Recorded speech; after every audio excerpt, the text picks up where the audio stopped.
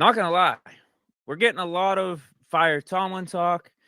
We're getting a lot of Tomlin needs to get up with the times. He needs to adjust. I also need to look in the mirror myself. Some of my takes have been flaming hot trash this year. And you guys have let me know on Twitter and Instagram. My Mitch take is so bad. So bad. Heading into this season, I said I'd take him over what was it? 15 or like half the starting quarterbacks in the league. Mentioned Kirk Cousins, Tua, Sam Howell. There was a laundry list of guys. That take is just so bad. So bad. I had us going at least 12-5. That was bad. I had us as a lock for the over on the win total at 8.5. Now that one's looking in question. We can still hit that. You just go 2-1, and I'll win some money there.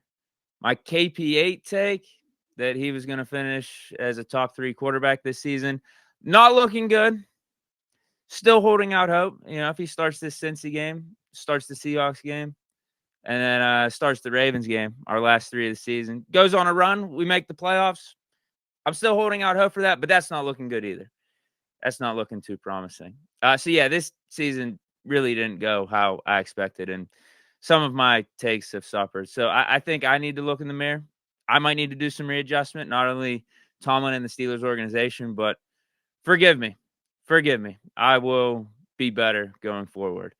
But first, before we get into the obvious Mike Tomlin talk, because what else is there to talk about? This will be, the 5th or 6th time we've talked about firing Tomlin or what Mike Tomlin's future is for the year.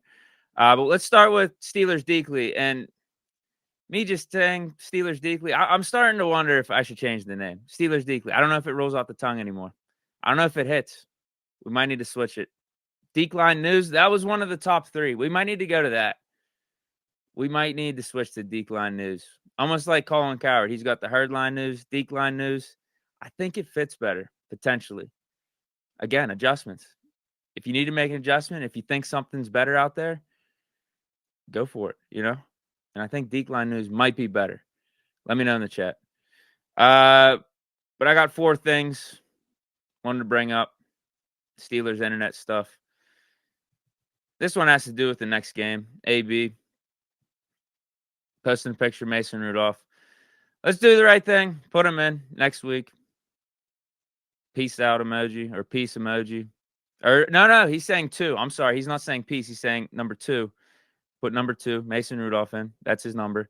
And then I think he's relaying that he's spitting facts with his last emoji. But yeah, this will be a conversation. Who should be the starting quarterback? Obviously, if Kenny Pickett's healthy, you're going with Kenny Pickett. No debate right there. And that may be in play. We were getting some reports heading into Saturday's game that Pickett might be able to go. Might. But the more realistic timeline is that he'll be good for the Seattle game. But let's say Kenny can't go.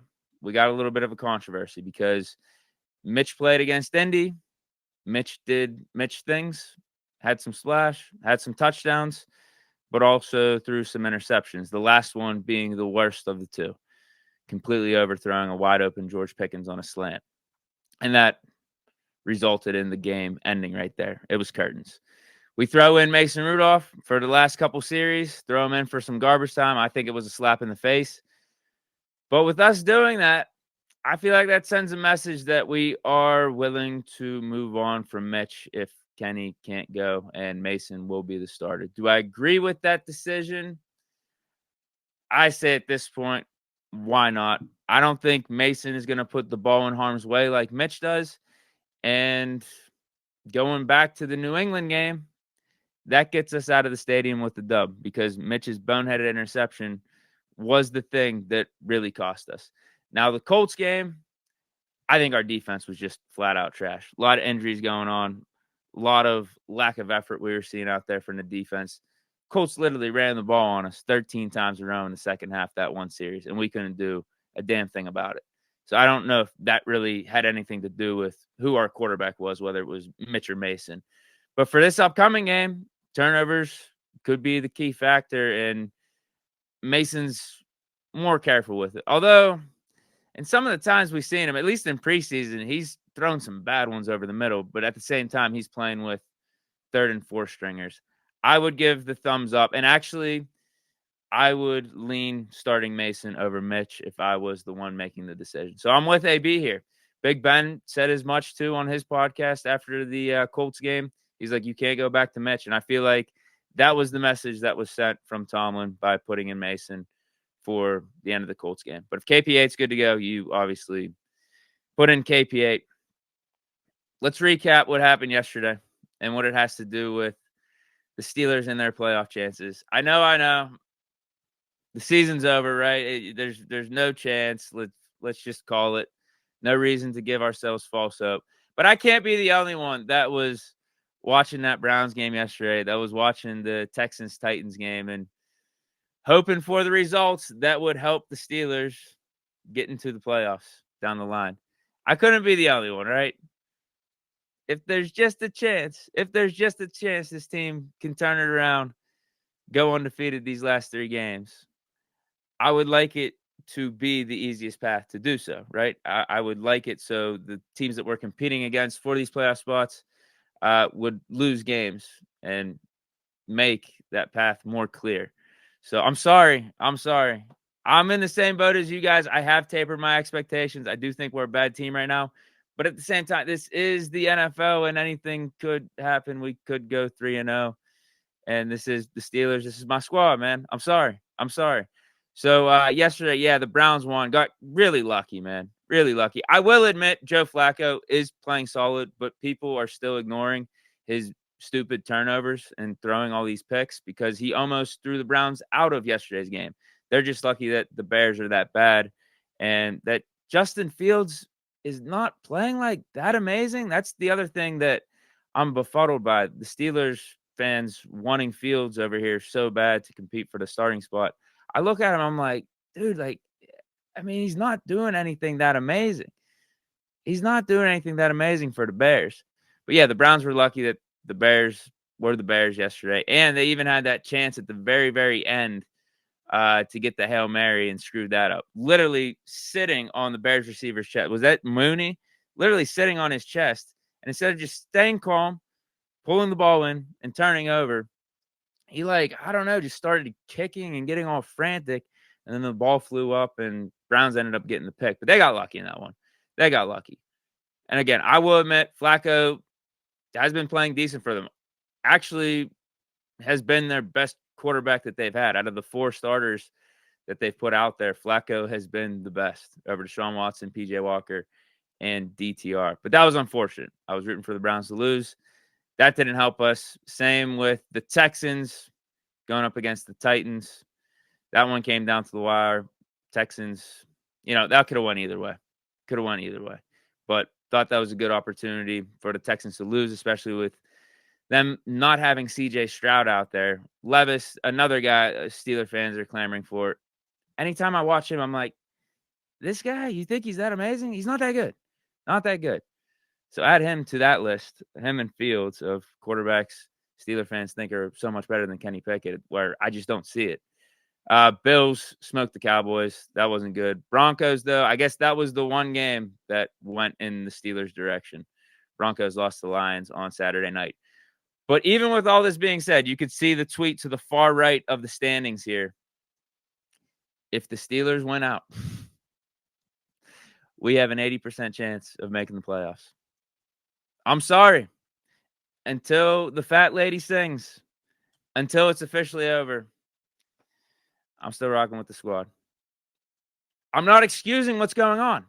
These last 3 losses, these last 4 or 5 weeks have been bad because don't forget, a couple of weeks before these 3 consecutive losses, we also lost to the Browns with DTR. This has been bad. This has been bad. We've had a golden opportunity to capitalize on a weak AFC playoff picture, man. Seriously, the Chiefs are down this year. Dolphins, they're just beating up on bad teams. I don't think they're that impressive. Ravens, they're a solid squad, but we beat them. We know it's Baltimore. We've had Lamar Jackson's number, so they're not above reproach or anything if we go up against them. Browns, don't think they're that amazing. We beat them the first time, close game second time. Jaguars, they're falling off. Bengals, we face them this week, and I think it's a winnable game. We are going in as dogs, but it is a winnable game. Colts, well, we just got smoked by them, but I don't think they're that amazing. I just think we were that bad. Bills are trending in the right direction. I will give them credit there, but they got a lot of injuries on defense still. Texans, yeah, they're not bad. They're not bad, but they're 8-6. Like we're not far off from a lot of these teams. It's a weak AFC playoff picture in 2023. We just haven't been able to capitalize on it. And going back to 4 or 5 weeks ago, we were sitting at what, 7-3, 7-4. We had one of the easiest schedules in the AFC remaining, and we've crapped the bed, to be frank. But yeah, it's not over till it's over, in my opinion. It's not over till it's over. It feels bad right now, but hey, we went out 80% chance. Are we going to win out with how the defense played last week, with all these injuries on defense, with how the offense has looked the whole year? I get it. It's not looking the best, but hey, it's the NFL. On to Bradshaw, though. He had a quote on the Fox. I think this was a pregame show, or was it halftime? They were talking about the Steelers. You could see the headline down below. Any chance the Steelers and Mike Tomlin agree that it's time to part ways?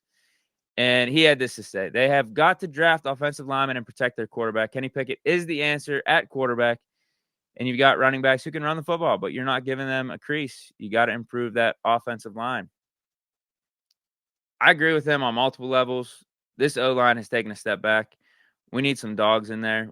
They are not helping either quarterback out at all, whether it's Mitch or Kenny. Like, there's times they can't even get to their second read, and they got to worry about scrambling or evading the pocket, whatever it is.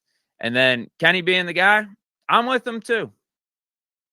I know it hasn't worked out this season as I planned with Kenny at quarterback. I get that. I'll admit to that. But I've said how many times? I've seen enough from him. I've seen the leadership. I've seen the winner mentality. I've seen the clutchness. I've seen the things that you are looking at for a franchise quarterback, that you want in a franchise quarterback. I think Kenny's got that. Now, he does have to play more consistently. We needed that out of him in 2023.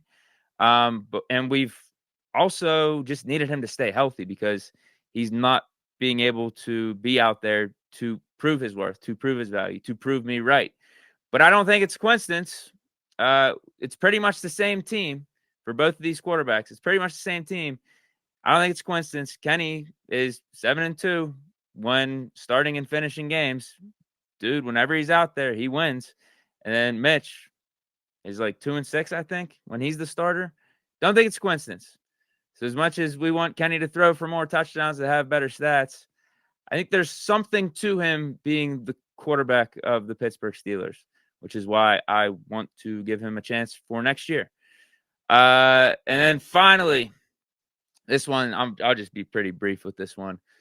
There is still player buy-in with this Steelers team, according to the Steeler players. You got Pat P saying, I truly believe that it is. I really do. Goes on. Yeah, this was on Pittsburgh Pesky, that's YouTube channel. Goes on to say, if the locker room has been lost, no, not at all. It's just us kicking our own selves in the butt. Once we figure out, obviously, I know we have 3 games left. We could be really dangerous, but guys really still believe in one another. It's just a matter of going out there and getting the job done. We've heard that all year, right? We've heard it all year. Every football cliche in the book, Steeler players have said in their respective interviews and press conferences. We got to execute. We just got to get the job done. We can't really put our finger on it. We are tired of hearing those cliches and just want to see the results on Saturday. Well, yeah, it's going to be Saturday coming up. 2 Saturday games last week and this week, but yeah, typically on Sundays. We've also had 2 Thursday night games though too. JPJ says, I haven't given up on this team. Everyone feels the same way. Jalen Warren, it's definitely a learning moment. Mitch Trubisky also said he believes that the buy-in remains strong. Okay, talk is cheap. We just got to see it out there on Saturday against the Bengals. So that's that. Let me see what you guys are saying in the chat, and then we'll get on to the main topic of Mike Tomlin. Zap2 says Kenny's not the answer at quarterback. Rich Love says bench Kenny for life. Happy holidays, PGA says the quarterback room is as bad as this podcast. Oh, come on now. Come on now. Well, I guess in my opinion, I still think Kenny is a good quarterback. So I still think the podcast or the stream's solid. But yeah, hey, that's your take, man. That's your take. M-Right 78, the buy-in is strong. What world is Mitch in? T-Van P63, he says team lacks a winning culture and leadership. Yeah, that's what it feels like right now. It does. It feels like they're giving up too often in some of these games. And it's just not even the Colts game. It's numerous games over the last 2-3 years. I'm with you on that, man. I'm with you. It's not good. Not excusable. We're like, we'll just be down double digits second quarter, halftime, and then feels like the game's over, second half. And players look like they don't want to be out there. Richlow says, what has Kenny done? He's injured once every 3 games. That's one of his problems, man. And I'll admit that. Dude's got to stay healthy. It's an important part of being a franchise quarterback, starting quarterback, especially since he hasn't been above reproach with his play over the last 2 years. And I'll admit that. But I also don't think it's a coincidence when the dude's in there, we win games. I think dude's a winner. Nordy9 thinks defense will be fine. It's the injuries that's killing us.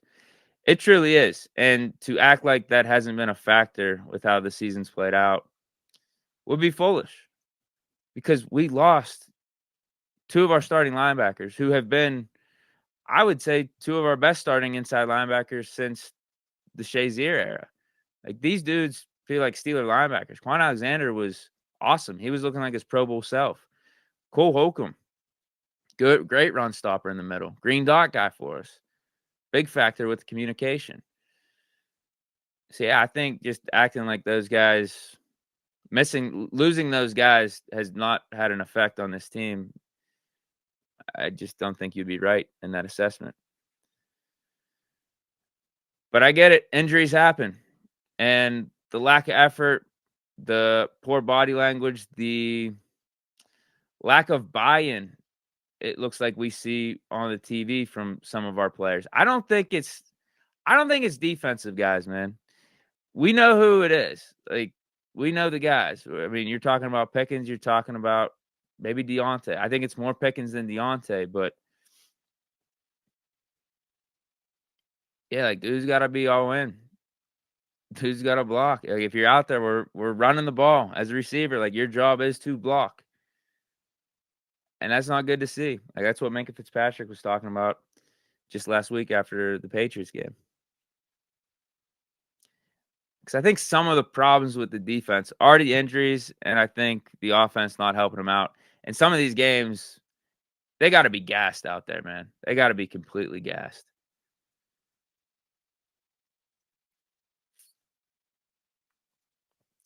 MB Tiger says, injuries are a factor for every team, though. I get the point, but it's not unique. True. It is a factor. It could be worse, though. I guess that would be my point. Like, it could be way worse. We're still 7-7 with these injuries and some of the ups and downs. It could be way worse. It's part of it, but you still shouldn't be losing the last 3 games despite the injuries. And I'm with that. We're in a bad spot. We're a bad team. We're playing bad football. All those things can be true.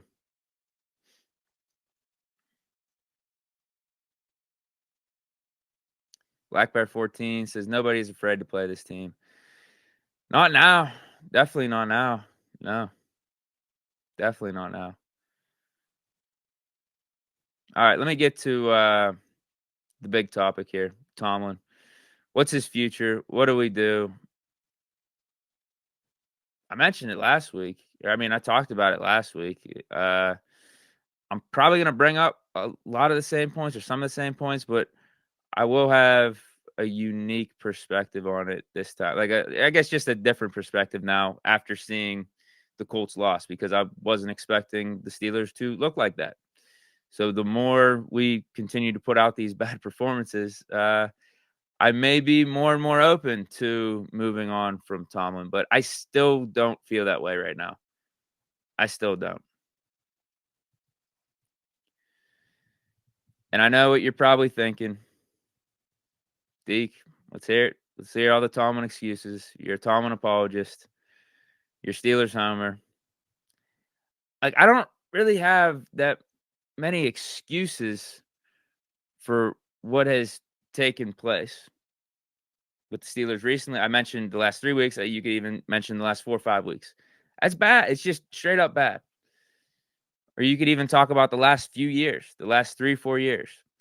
Standard hasn't been up to the standard.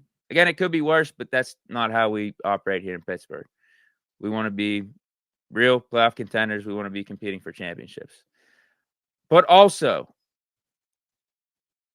what I've been talking about, more or less, over the last like 3 or 4 weeks,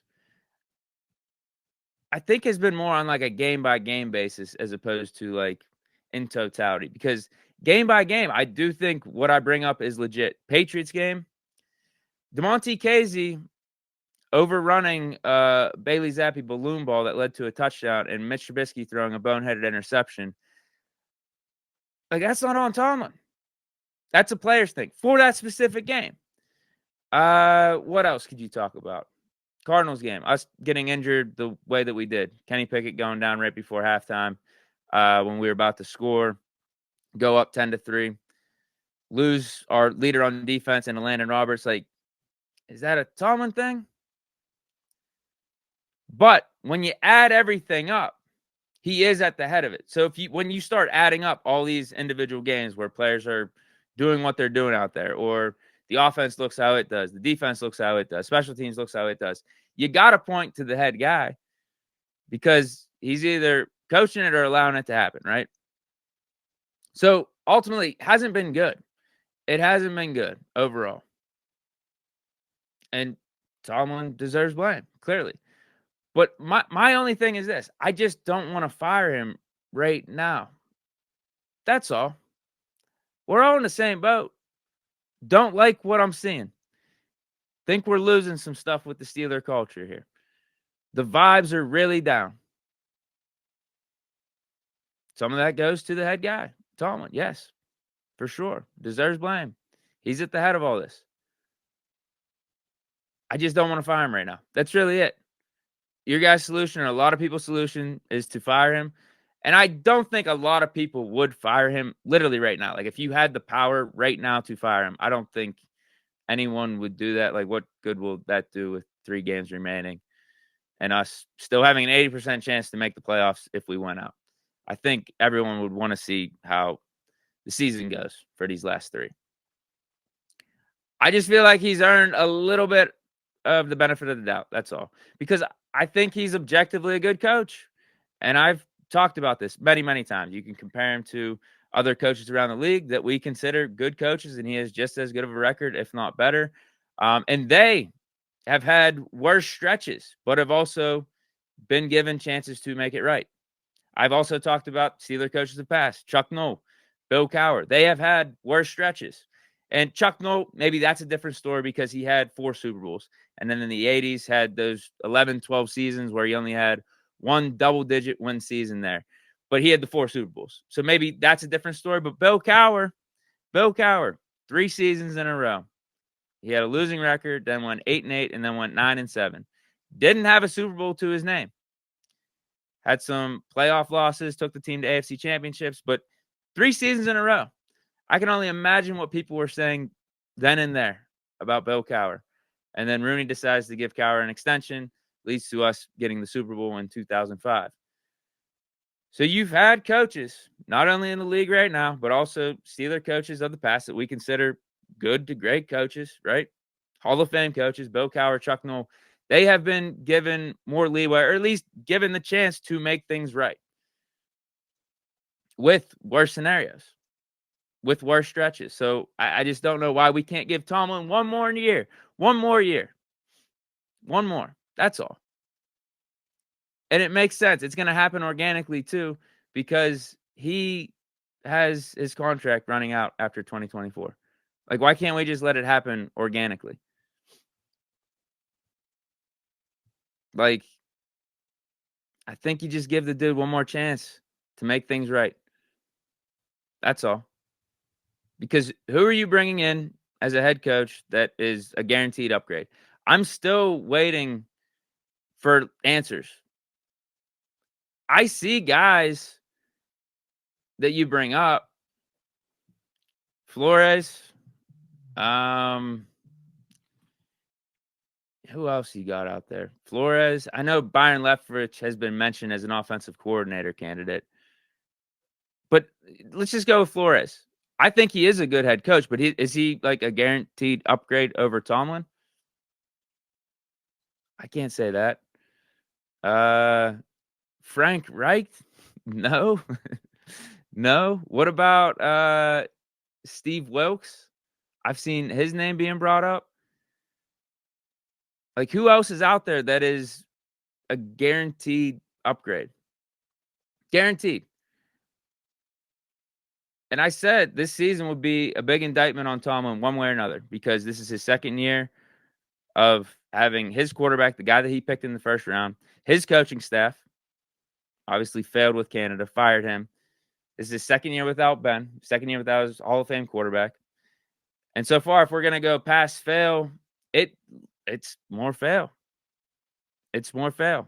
There are 3 games left. Injuries have played a role, but it is unacceptable. It is unacceptable. But here, all right, let me lay it out to you this way. Who's coming in here being the direct upgrade? And I guess the reason we'd be getting rid of Tomlin would be due to us just not thinking he can get it done anymore, right? Who we bringing in as the upgrade? Tomlin can't get, like, is that true? Is Tomlin a bad coach? I can't say that. But if you want to say things are stale, lost the locker room, and it's just better for both sides to part, then I get that 100% because that might be the case here. I don't think it's the case where Tomlin doesn't know how to be a head coach anymore, and we're bringing in a guy that has a better chance to do things because whoever we bring in would be an automatic upgrade from what we're doing. Because an upgrade would be almost like the Matt Canada scenario, where anybody we would bring in literally probably would be an upgrade because the offense was that bad. It hasn't been that bad with Tomlin. It hasn't been up to snuff. But with all the coaches that get hired and fired, usually it leans more to not succeeding than succeeding because organizations that move on from guys usually, typically, go through a coaching carousel every like 3-4 years. But if you make the argument things are stale, I think it's just time to part ways. Both sides, it'll be better for. Then that makes sense to me. I think you can legitimately make a case for that. But I'm not there yet to say that that's what's going on right now. We're going in that direction. Not going to lie. Don't like what I'm seeing. But I think he gets one more year to make things right. At least one more year to make the adjustments, either change his approach, bring in the new coaching staff, overhaul things. Give Tomlin one more year. I think he's at least earned that. At least. What are you guys saying?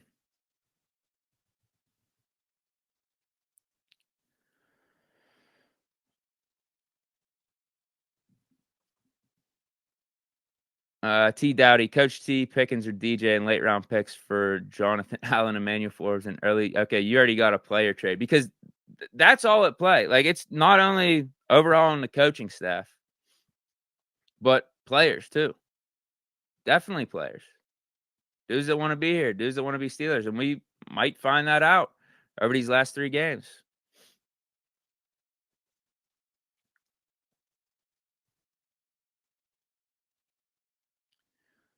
All right. Some of you guys are saying Tomlin didn't pick Pickett. It was Rooney.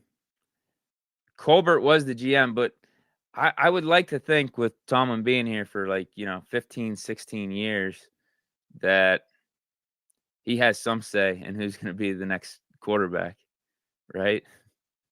He must have felt comfortable with bringing on Pickett. If he didn't, I feel like he'd have some say.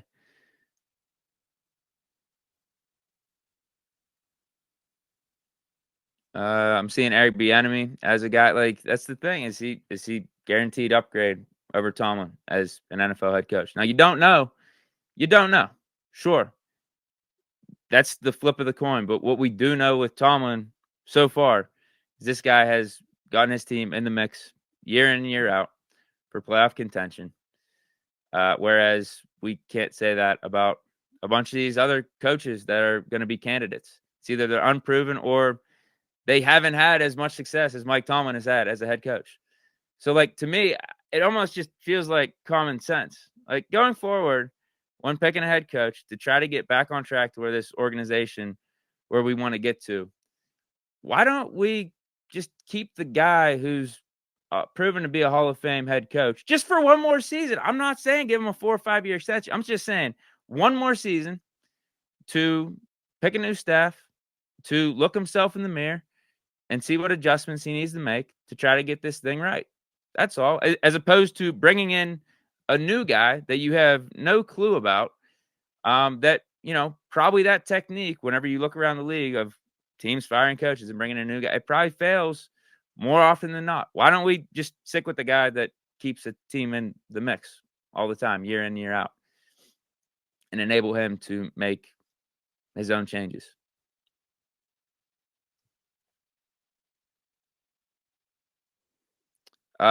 Ron Wilson 0404 says, how much success has Mike T had over the last 7 years?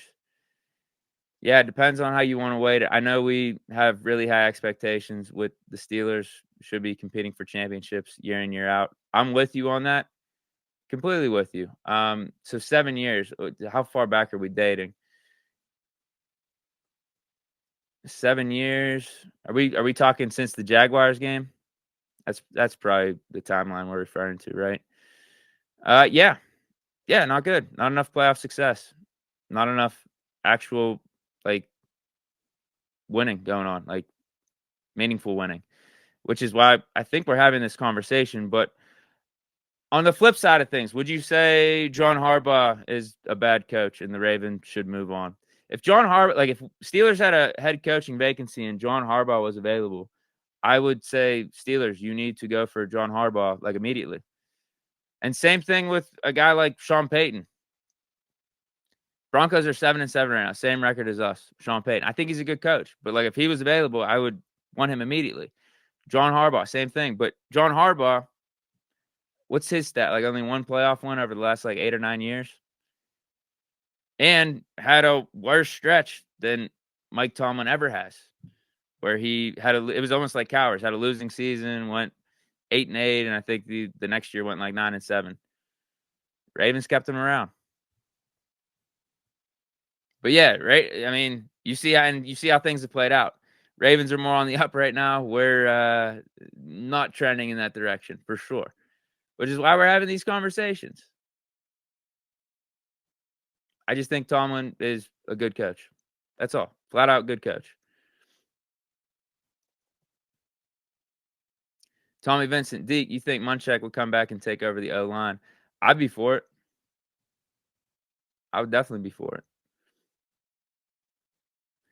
King says Steeler fans have unrealistic expectations. That's a tough one. I don't know, man. Yeah, I don't know about that.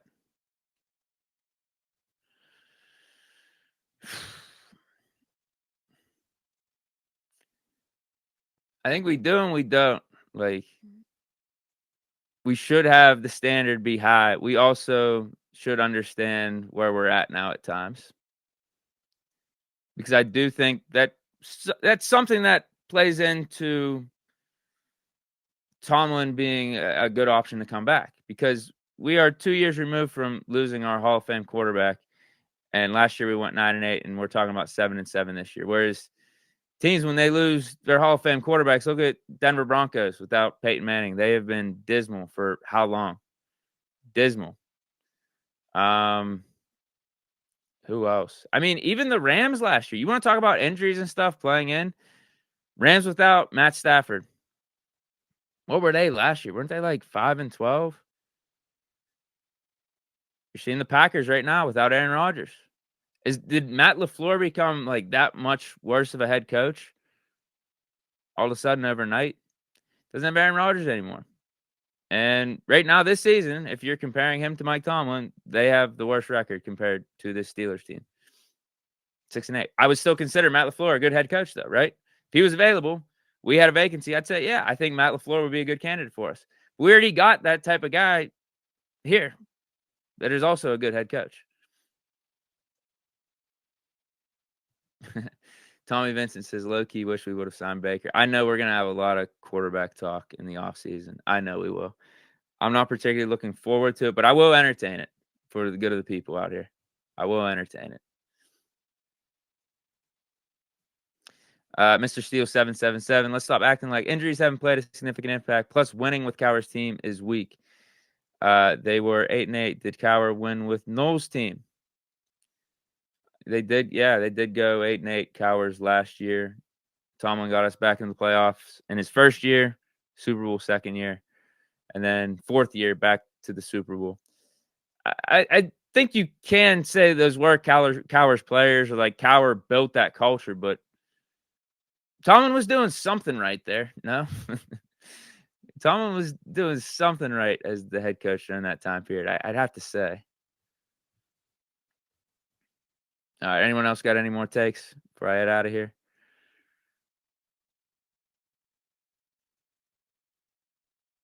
Chuck, another good point. Chuck 78 Hustle says, look at the Patriots with the best coach ever.